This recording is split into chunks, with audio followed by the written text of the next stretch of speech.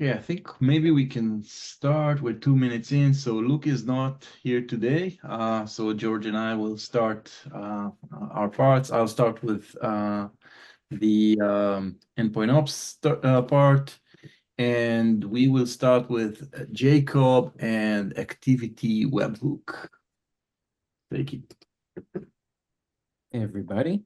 Um, so Victor, I don't know if you want to do a little more than just enabling the modal, but I'll show you all the UI for this. And then Victor can follow up if he so chooses. Okay. So we've got this new feature that is going to allow us to send these webhooks for new activities to the dashboard activity feed. And it works like most of our other features. We have a toggle, a destination URL. The user gets a nice sample of what that request is going to look like. And we can enable, disable the feature and configure that URL like that. That's it for the UI. Okay, so I can show you kind of sending an actual webhook. I'm going to use Tines webhook action, and in Tines you actually can configure the path and the secret here, so you can customize it a little bit. I'm going to copy this, go here, enable, paste, save. Now what we're going to do is we're going to modify a user. I'm going to manage users. I'm going to pick this maintainer, edit. I'm going to make him a admin for this team. I'm going to save. Small note, in loaded environments where the database is slow, this may not update right away. And I have it artificially slow in my environment. But if you reload it, you see there's an admin here. Going back to here, so you see I changed the user from admin to admin. And then we go to here, and we see this event came through. Timestamp, who made the change, email of who made the change, and then what the change was. So that's it for this demo. Back to you, Sharon. Okay, and Jacob, I think you have another cool table to show us. That's right, Sharon.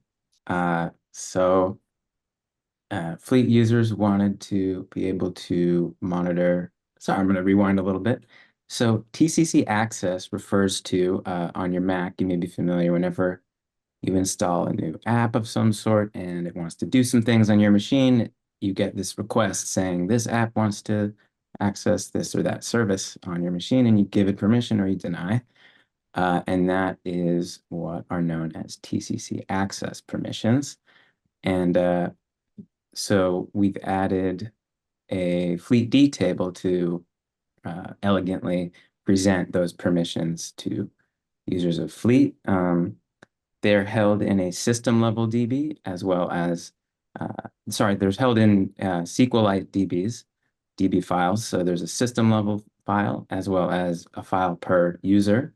And this table brings the rows from all of those tables into a new fleetd table with an added source column, which will indicate, which will be have the value system for the system level permissions and the value user for user level permissions. And then there's also a UID column that will be 0 for system level permissions and the user's UID for any user level permissions. So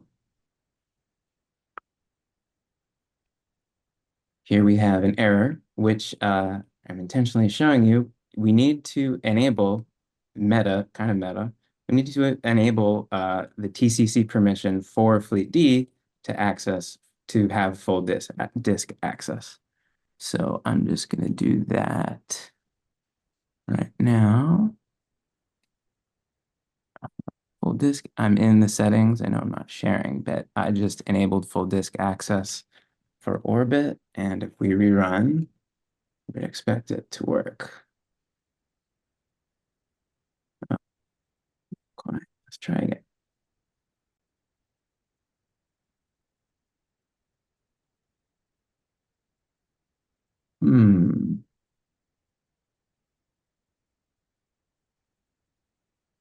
Well, unfortunately, it seems the demo gods have got me. But I'm gonna look into this and fix it. But it is generally working and will certainly be working for the Fleet D release. So Jacob, Lucas suggested restart the Fleet D. that I didn't have to do that for let's see.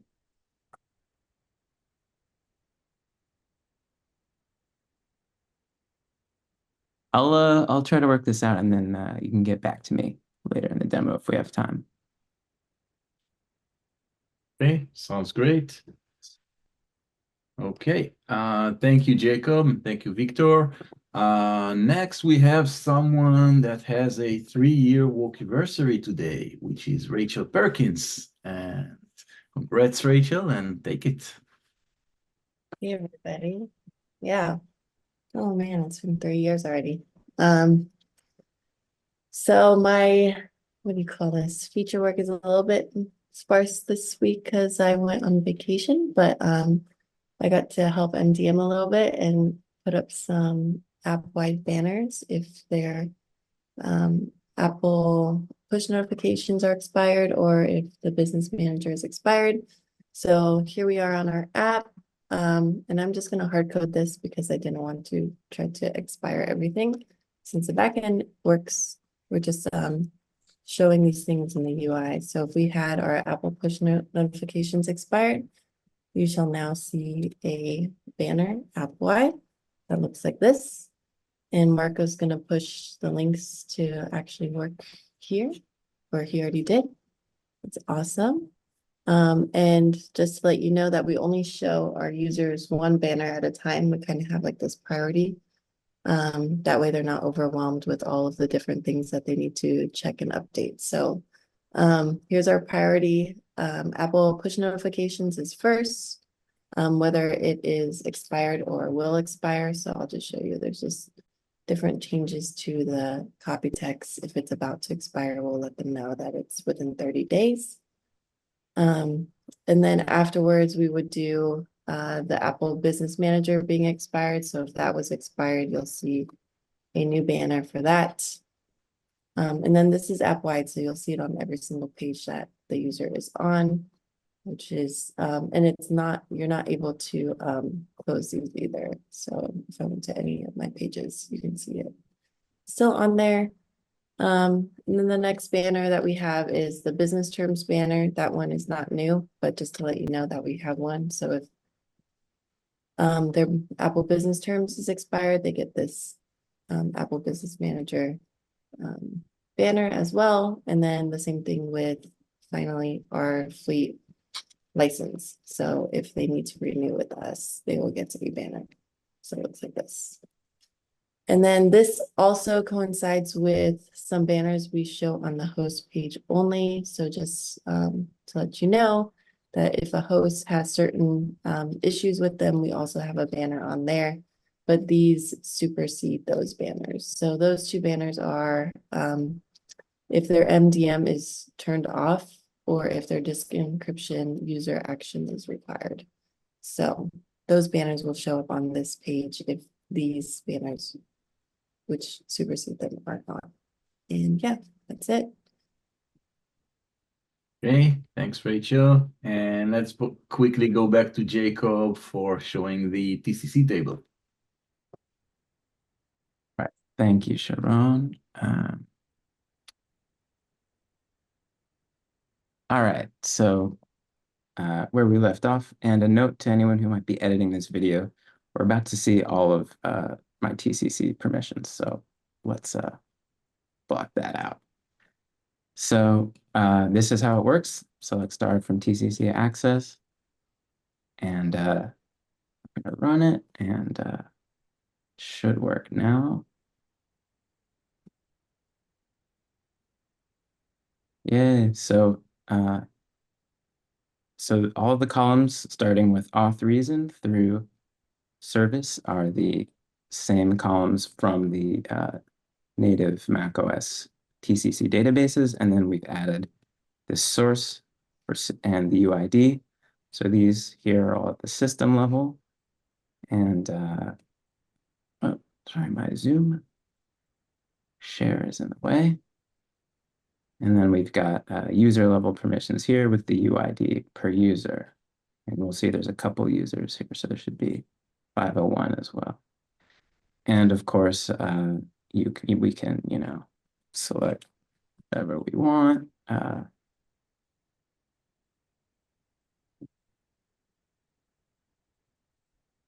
Should just give us the system level permissions.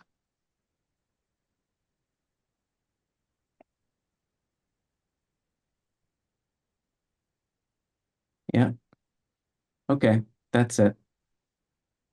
Thank you. Thanks, Jacob. And if anyone wonders why this table is important, think about this. Think about you find that on some of the hosts, the calculator app suddenly has full disk access or permission for the camera or something.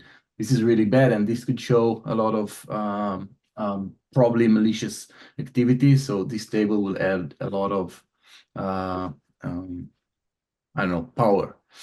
So thanks, Jacob. Next. One of the things that Endpoint team did this sprint is adding iPhones and iPads ability to be enrolled to our system. And Lucas, Rachel, and Jacob worked on it. And I'm guessing, Lucas, you take it. You start. Yeah. Okay. I'll share. Okay. Yeah. So on this version, we're adding like the MVP support for iPads and iPhones. And again, this was the effort from Rachel and Jacob too, who added the front-end support for this. So the first thing to note is that anybody can buy any iPhone or iPad that's maybe used, and they can add it to Fleet's ABM, and then that turns it into a DEP owned device.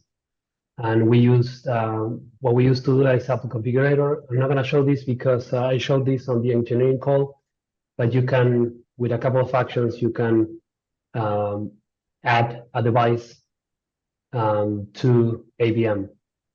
Once you add them to ABM, they will show up as in Fleet as pending here, right? This is as usual. It happened for the Macs too, but now it will happen for iPhone and iPads. So if I show right here, give me a sec, devices, you will see the iPad and the iPhone here assigned to my server, and that's why you see them there. And okay, so my iPad is already enrolled, and you probably see that there's a bunch of fields that are not supported. So this is the first endpoint that, the first type of device where we don't have any OS query of any kind. So this will have very minimum data, that MDM can only provide. So status, issues, a bunch of fields will show us non-supported. If we go here, we will see some data, right? And this data we fetched from using the MDM stack that I'll show in a second. Let me just go back here. I wanted to show something. So again, this is very minimal. You cannot do a bunch of the actions you can do with other devices, but it allows you, for example, in the first version, you can actually send profiles to these devices. We're not going to show them here. We're planning on adding that later. But if you see here, you will see that, for example, this device is actually getting the same profile that works on Mac it works on an iPad or iPhone, which is the, for example, this profile to set the minimum, like the password policy, right? And it works on these devices too. So, and just to explain like what's happening here. So the MDM support, the MDM team implemented like MDM, right, for Apple.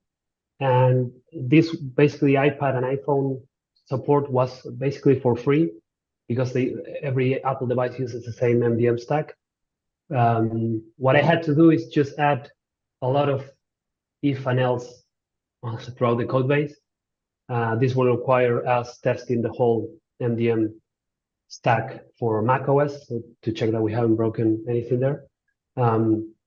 But again, this is a functionality that is existing. We just added a few if and else to support this. Let me see if I'm missing. Okay, so one of the things we had to do, if you go to, for example, a MacBook, you will see that we send like this fleet configuration, password, and a few other profiles. We send it to every device, but for iPhone and iPad, this, for example, this profile doesn't make sense. So I had to add some code to prevent that from being sent to these devices because it doesn't make sense. There's no fleet D on iPhone or iPad. Then you can also send commands to these devices. Just to show you real quick, I'm going to send one command. I'm going to send a device command called device information to the iPad. Let me see what happens, and let's see that. So I'll show this command. So this command will just basically request all this data from the device, and I should be getting a response. As a feature request, I would like this output to be better. It's just really hard to work with. So if I wanted to copy the result, I had to, I don't know. Put your glasses on. Yeah, and then I have to like just want to get the result. But again, I had to copy everything. But in any case, you get the data right there. Sorry, this is just my console breaking. All right. Go back here while the console is broken. And you can, again, let me see, you can also see them on your FleetCTL get hosts. You can see the iPad there. The platform is different, and because that's the way we differentiate between Mac and iPad and iPhone with the platform. And something to note is that on this first version, we don't have a label for iPhone and iPads. That's coming later on a subsequent version of Fleet. And lastly, I think we can see pending here. We can see the device iOS pending. As a feature request, we should add the serial number, which is what we have when we have a pending device. So we will see that there. All right, I think that's about it. I wanted to send a thank you to Robert and Martin from the MDM team who reviewed the whole PR. So thank you. I think that's about it. Okay, thank you, Lucas. And last for the features, we have Tim who prepared a video. I will share it because Tim is not with us today. Let me just share sound. Okay, tell me if you don't hear it. It is Tim. I'm going to do a quick demo and a quick overview on vulnerability detection. Go to software, and remember, There we go. It is Tim. I'm going to do a quick demo and a quick overview on vulnerability detection. Refresh your memory. Fleet grabs software and operating systems from hosts. We evaluate that against a variety and ever-growing list of sources. Today, we're going to talk about Ubuntu and the Ubuntu kernel and why that is different. So today we evaluate all Linux hosts against oval feeds, which is provided, in this case, it's Ubuntu, so it's provided by Canonical. And I'm going to switch over here real quick to Linux machine. So typically you want, if you're looking for current running kernel of a Linux machine, we use a uname, and that is also what the oval spec expects us to do. I'm not sure if you can see that. I'm going to see if I can pull this over here. There you go. 515, generic. However, there is one thing we found out kind of during this process. If I look up packages on this machine, which is what currently OS Query does, and we get a large list of software right here. If I'm going to filter out Linux image, and we're going to see here, whoops. Oh. Put this at the top of the screen here. Look, we have several kernels on this machine, and that's actually expected. You can have multiple kernels installed on a device. Only one could be running at a time, and that's the difference between dpackage here and uname. And so requests from customers are saying they want to see we want to list vulnerabilities for everything that's installed. And Oval does support this. It's under we don't currently use that information today. In fact, I'm going to cross out operating systems because Oval does not map CVEs to operating systems. It maps them directly to kernel versions. And here's some sample kernels and variants of kernels as well. Oval is very specific about that. And so most of the work done was here was kind of going through the data and mapping these rules correctly. And I will go over here to my fleet server. I'm going to go into software. And remember, kernel is software. So you're going to see these under the software section. And I'm going to filter, let's see, Linux image here. And here we go. So now we have Linux images and associated vulnerabilities. Thanks. Okay. I do want to thank Noah for very good guidance here. And what Tim presented was viewing vulnerabilities that are related to specific known variants of kernel. And next sprint will probably work on specific custom-made kernels for one of our customers. And that wraps up the feature part. So George, I'll hand it over to you. Alrighty, features for MDM. Excuse me. Features for MDM, we're getting started with Roberto doing upload APNS certs and ABM tokens. Hey. So I'm going to share my screen. So this feature is addressing a big pain point related to setting up MDM for the first time. So in order to work, MDM needs a bunch of certificates. And until now, the flow we had involved the user being heavily, a heavy part on generating those, uploading those as configuration variables to the server, which was super error prone and painful.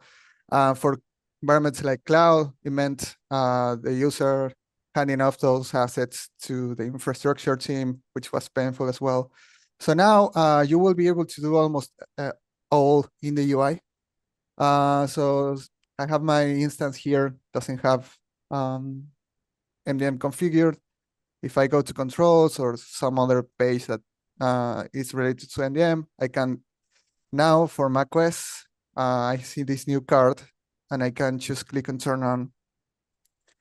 And for enabling the core functionalities of MDM, the only user action required is they can follow the steps here. To download a CSR, to upload that CSR, oh no, sorry. With that CSR, you need to go to, let's click on the link to the identity portal and generate that certificate. Thing is, it's working super slow for me today, so let's hope I can make it.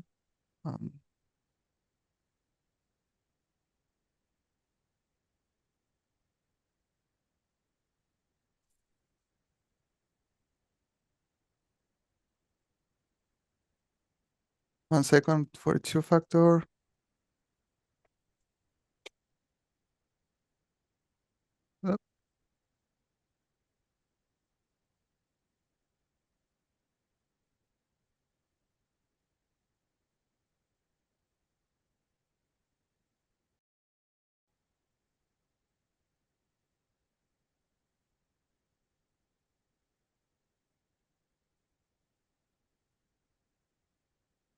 So, those are the codes, I'm pretty sure. So let's try again.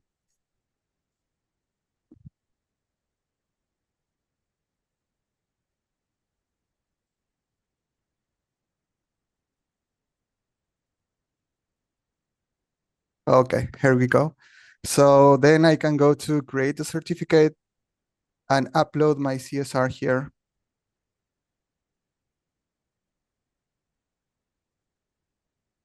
And with that, I can download a certificate and upload that to Fleet. Let's and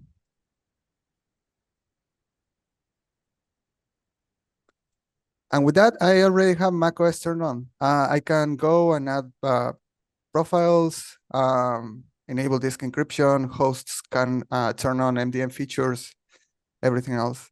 The same can be done once you have MDM turned on. You can, for automatic enrollment, you can enable Apple Business Manager, which was another flow. You can download a public key,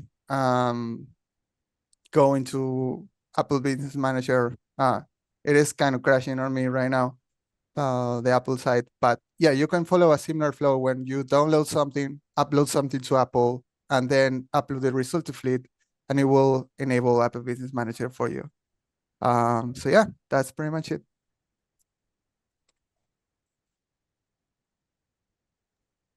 Alrighty, thank you for that. And then second, we've got Gabe showing off software self-service. Hey guys, share my screen, 1 sec.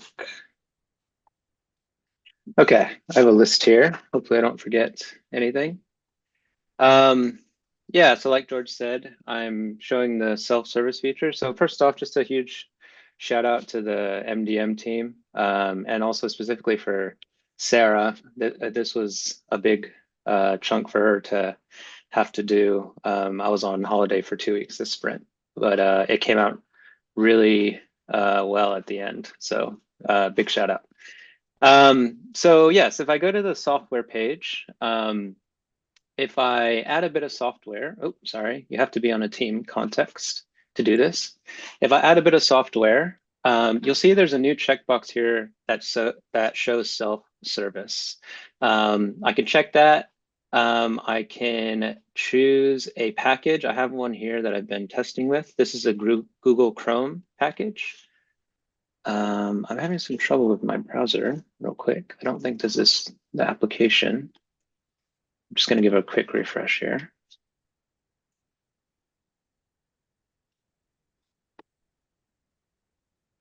I can't seem to select a package. This is the native. Let me just try a new tab, see if that does anything.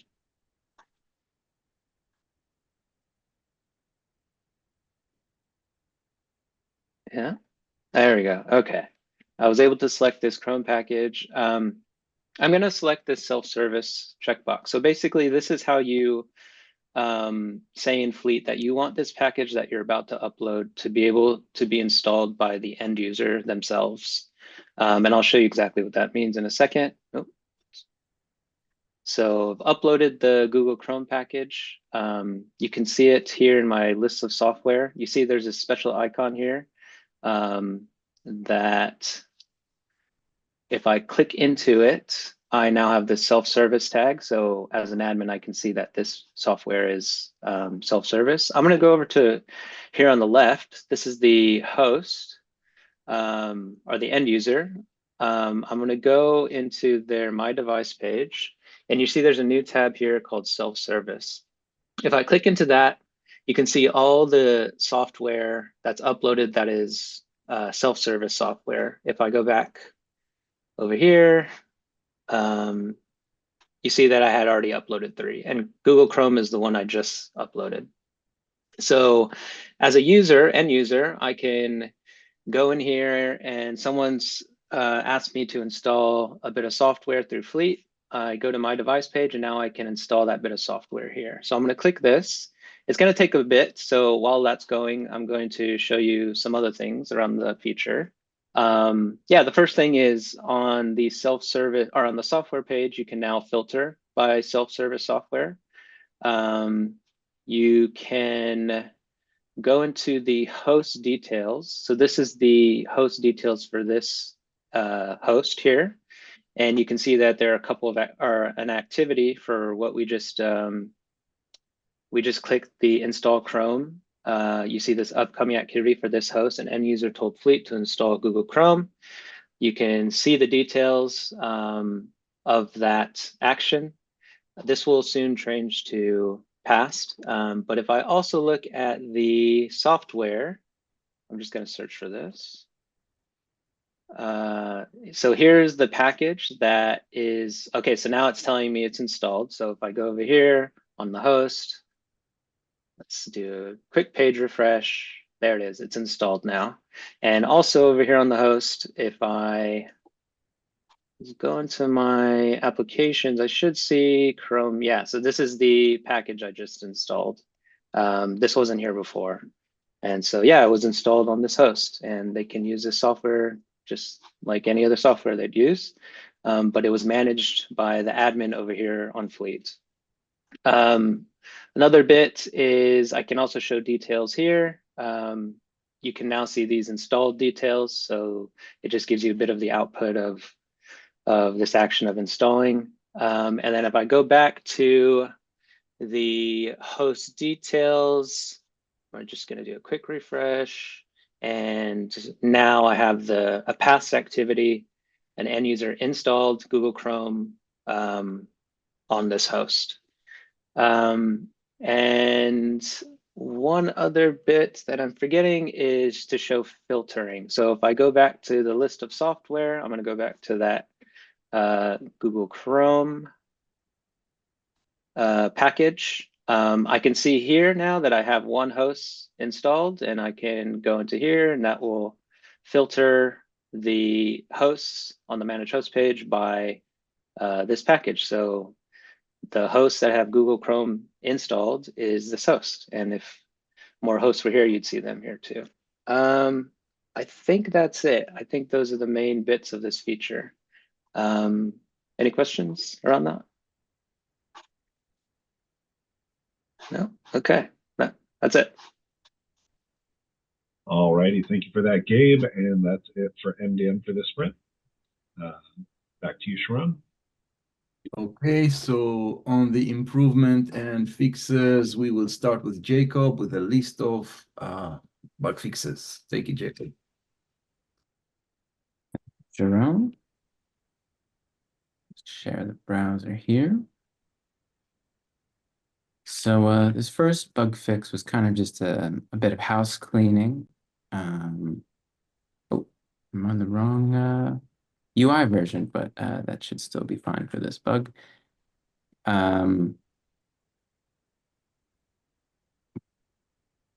Basically, let's do that with the network open.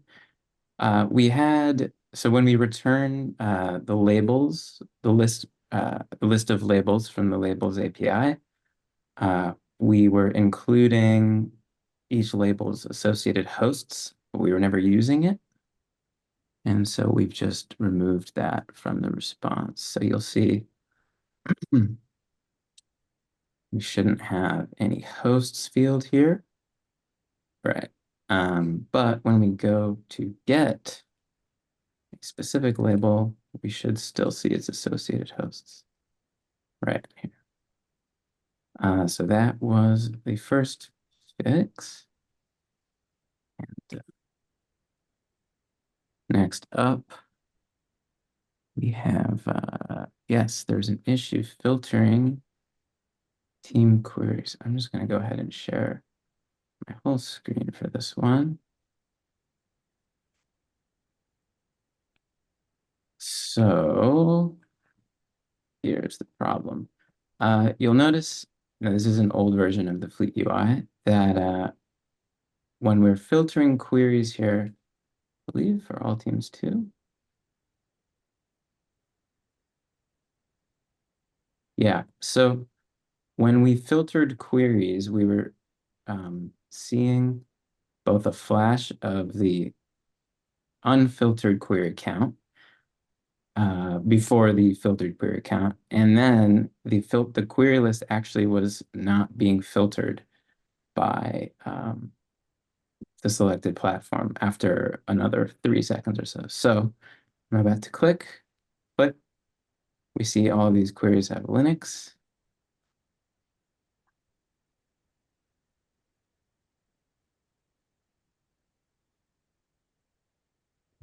They still all have Linux, so maybe it's just on Teams. Let's try again.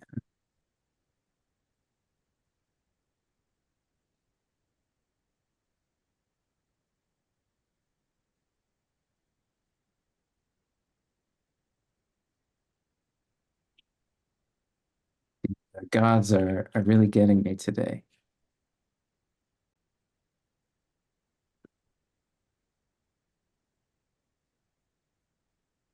Doesn't work now. Yeah, so you'll see we're filtered for Linux. There's the bug, and we've got non-Linux specific queries here. So not actually a very good thing.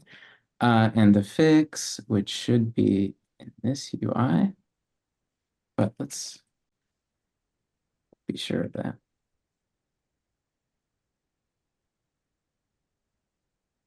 Apologies for the messy screen share. So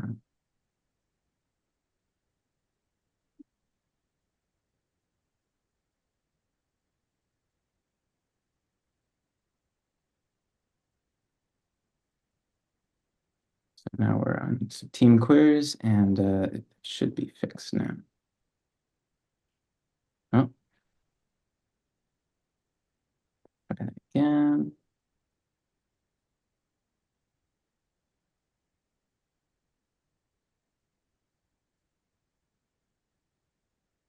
Yeah, so we're stably filtering by Linux.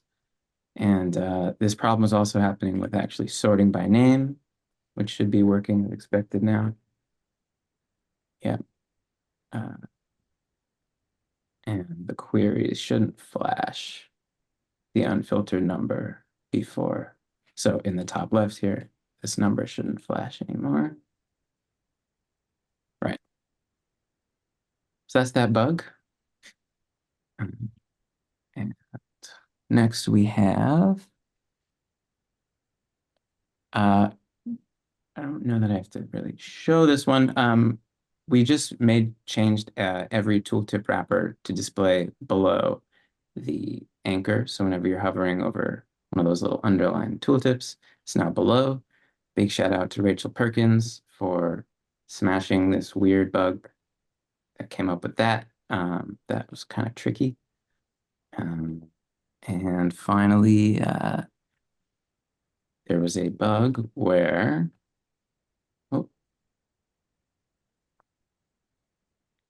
UI up here one more time. Should be able to see the bug here, actually. You'll notice, so if you look at the right side of the screen, you'll see there's this scroll bar here, even though this modal is not scrollable. And this is happening with every modal. So same on the bottom, we've got these white bars, and if we check out the fix branch, which will be in main in just a minute, small BG.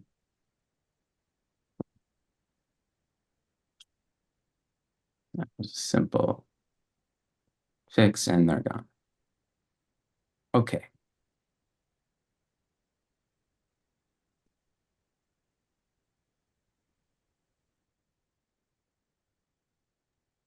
That's it. Thanks, Jacob.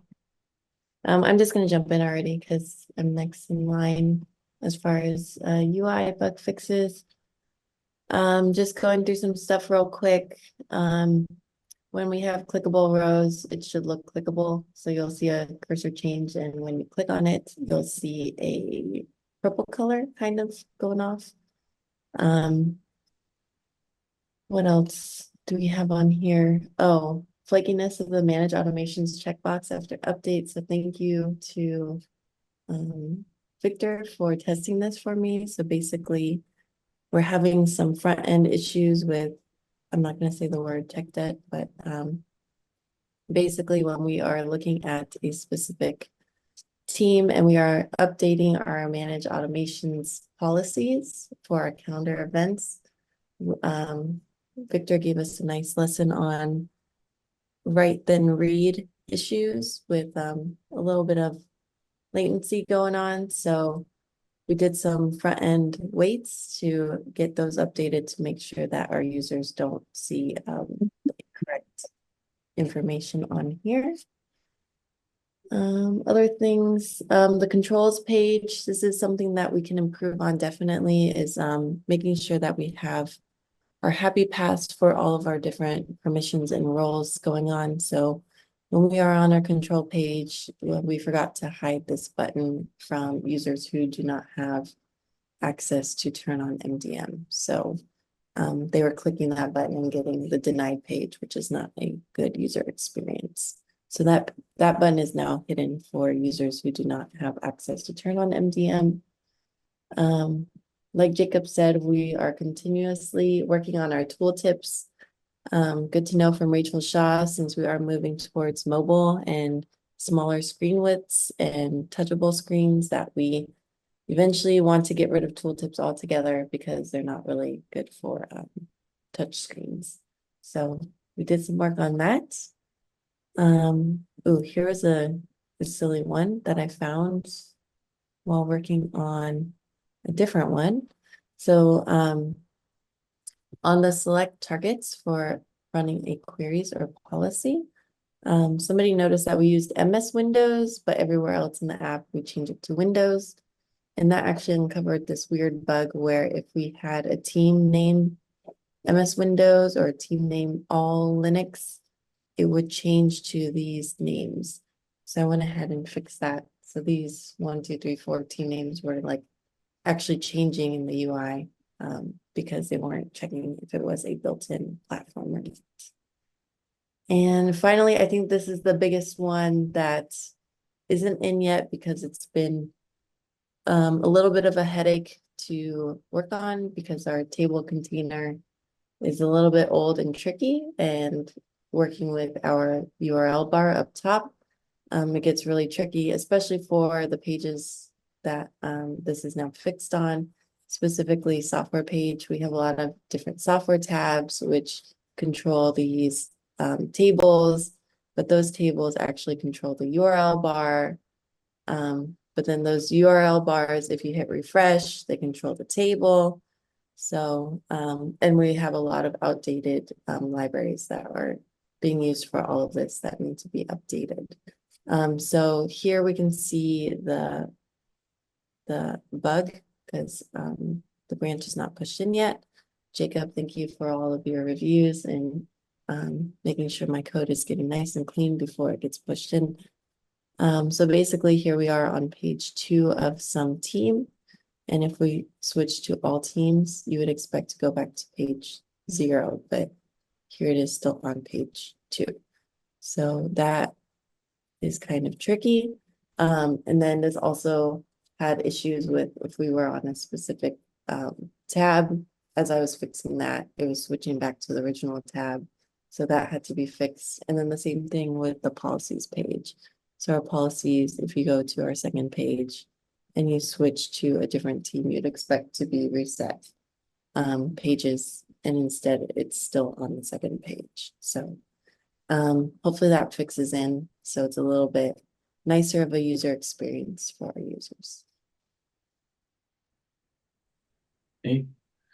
Thank you. Any questions for Rachel? No, then let's move to Victor. And one thing to say, if you missed engineering together this week, I propose you watch a recording. Victor gave a good demo on DB gotchas and improvements. I'm guessing now it'll be a shorter version, but I do recommend everyone to see the recording if you missed it. And from here, take it, Jacob. Sorry, Victor. Thank you, Sharon. Okay, so first is fleet control Git-ops. So this is something we saw in our dogfooding that was actually hiding another issue. So in dry run, we had a team that was trying to use a secret that was already being used by another team. This is the enroll secret. So in this example, this new team uses secret ABC. And I think I have another team that's also using this secret. So the fix is now the dry run will now catch this. So I can demo this. So if I run the old Git-ops, it runs fine. But if I run the updated with the fix, it'll now say there's a duplicate enroll secret. So not only is it catching now one that's duplicated in the files, if you have a team that's not managed by GitOps and it's using an enroll secret and you're trying to use it on your GitOps team, the dry run will also catch that as well. In this case, I have this secret being used by a team that I'm not specifying as one of the teams with my GitOps command. So if I run this, it'll give me a slightly different error because this error is actually coming from the server. So this validation is done on the server. Okay, so moving on to database performance optimizations. So we had a customer. We had two issues. We had a customer call us out that they were hitting really big database performance spikes. And in addition, when we were doing the load test for the last release, we were seeing, basically heavy database load that kind of made load testing very slow or almost unusable. So some of these fixes were actually fixed in the last release as part of kind of improving the load test. And this is before, and the thing to note here is the scale is different. So we're getting up to 50, 60 sessions, active sessions, and then after the fix, it was more than twice as bad, twice as good when you're looking at active sessions. So so customers should be able to see this, and this will also help us speed up our load tests, because now when we're adding hosts for the load tests, we'll have less database load. Another fix for that same customer is live query stats. I don't have a picture. I can basically talk about it. So we have a feature where if you run a live query on a saved query, we're gonna in real time update the stats like average user time, average system time. And so if you're running a lot of those, it was actually ended up hitting the master database because it kept recalculating the stats. So the optimization is basically to do the recalculation on the read replica database, so reduce the load on the master, and the only load on the master is going to be just updating that stat and not actually redoing the calculations. Next one, also kind of related to software ingestion, but a little bit different. So it's possible to have duplicate software in your on your computer. So I'll give an example. I'll run orbit shell. I think I need to do sudo.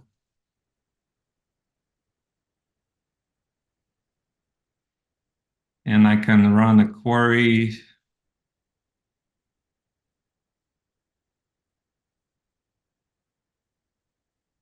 All right. I wonder if I'm already running it. Okay, I thought this would be faster, but never fear. I can do it through the UI.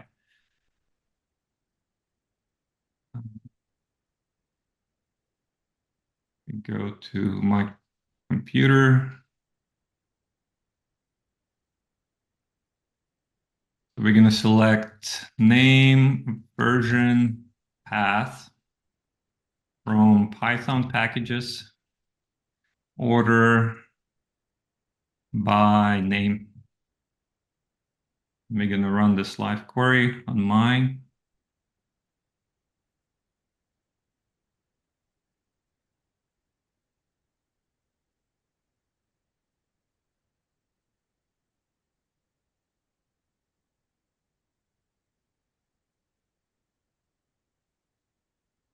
I wonder if I'm hitting another issue here.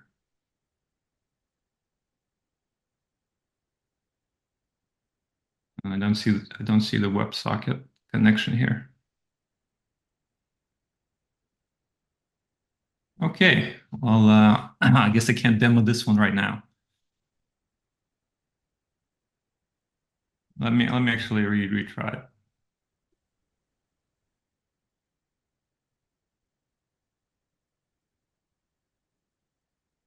So WebSocket.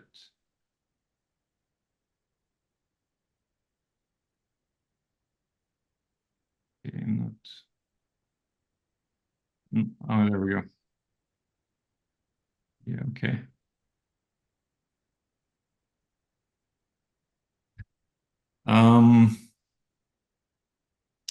I need to rebuild my build. This is one of the issues I fixed, but I need to look into it. Okay, so the user move. I'm just going to skip this one. Basically, you can have duplicate software if you have like multiple versions of Python installed, and those Pythons are using libraries, so you can have duplicate libraries at different paths. And because we had duplicate software on our system, it kind of forced us to re-ingest that software. So the fix is to deduplicate it. So now we can see the same, that the system has already, the host has the same software already on it that's being ingested. And then like, we do a diff, and the diff says, okay, we don't need to, we don't need to process the software. Next bug was the user role, and I actually demoed that as part of the earlier webhook demonstrations. I changed the user role, and we saw the activity item in the activity feed.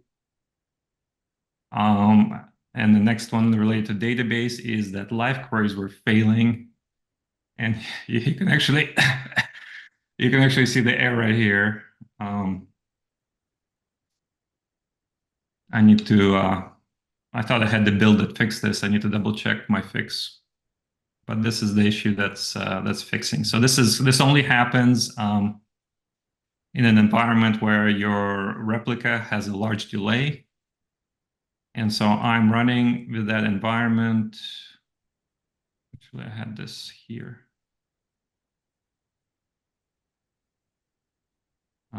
I'm running the replica. This is an R make file. I'm using this master delay. So I'm delaying the replica by 1 second, which is pretty high. In our production, this delay is about 30 milliseconds or less. So this is kind of an extreme delay. Okay, I'm gonna move on to the last one. So we had a customer that was enrolling Windows Server 2016 hosts. It had a couple issues. One of the issues was that Fleet D was basically failing with this error. But if you look at the previous line, you see that it actually returned correct results. So we had like the host results, but then OS query still failed. So there is like an open issue in OS query to improve debugging of this specific status. But in this case, we're kind of implemented a workaround where if the results that returned are valid, then we just proceed with Fleet D startup. So we needed this workaround to see if there is another issue behind this error. That's it for me. Back to you, Sharon. Thank you, Victor. And next we have team. Let me share my screen. Okay, so team will show. So we have a bug currently because we cannot differentiate between consumer Firefox and the extended support release version or the ESR version of Firefox. And that's important because in NVD, they report these separately. And so we have different vulnerabilities for community versus ESR. So that's important for us to be able to differentiate these. And so how we did that, I'm going to dive in here. We're introducing a newer pattern called calling it software overrides, and so it's a new type of detail query where you can just specify what this query overrides in our typical software queries. And so in this case, we are only running this query if we have the parse INI table and if the bundle identifier is Firefox, which is the same on both ESR and community versions. And so we're going to override the results of this query. Will override based on this rule right here, the bundle identifier. And so we are using the INI table to parse a configuration file that tells us if Firefox is the ESR version. Quick demo. Server. Let's see, I'm in software, Firefox, and here we are. We have Firefox and Firefox ESR, and you'll see they have different vulnerabilities assigned to them. Thanks. Okay, and thank you, team. And last we have Lucas. Okay. I believe I just have one more improvement. Am I sharing? I believe I am. So it's around Git-ops. It's very simple. Let me look for the Git-ops repo.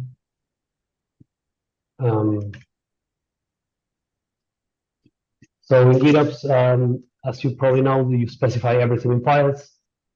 And one of the features that people wanted was to be able to, so if I have a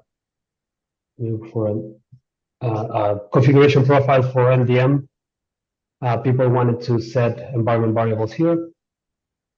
And now that's supported on the Git-ops command. So if I do Git-ops and I set min length to, I don't know, 20 on the variable, it should apply. And then we should see that on the, we should see that here, I guess. So this is the profile, I'm downloading it, the thing I just applied. All right, no. All right.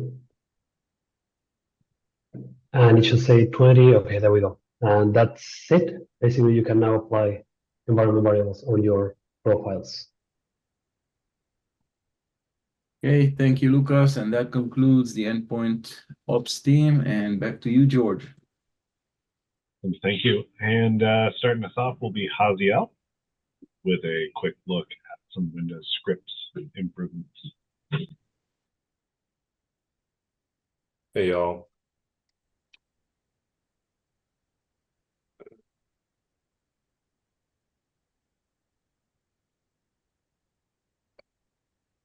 Okay, so this is a pretty small thing. We had a customer ask about some different issues with the Windows or with the remote lock feature on Windows. A couple of these are going to be dealt with in different ways, but the one that we dealt with in this ticket at least was locking out users with the administrator role. So if we take a look here, this is my my local fleet, and somewhere around here I have a Windows VM. Here we go.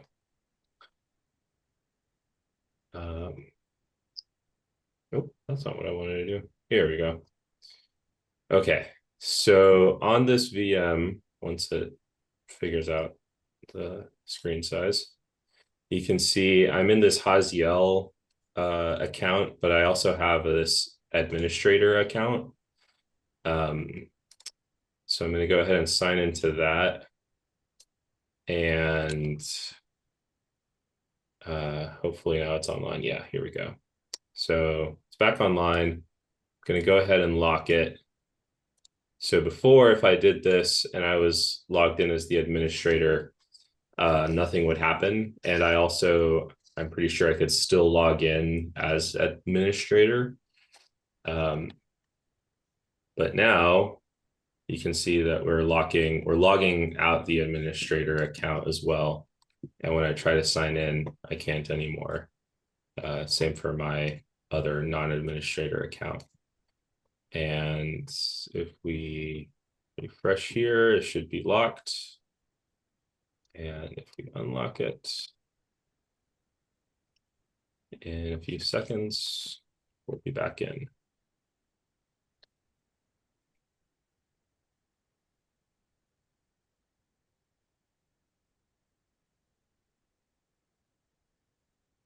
Cool, that's it. Alrighty, and then we have one from Roberto about SCEP certificates. Hey, yeah, there is not much to show. It's just that some MDM customers are hitting the 1-year milestone of having devices with MDM features. So we have 30 days to renew this devices kept certificates, and we're keeping a close eye. So because it's bad if we fail to do so, and we detect a couple of errors and we fix them on time. So that's the gist of it.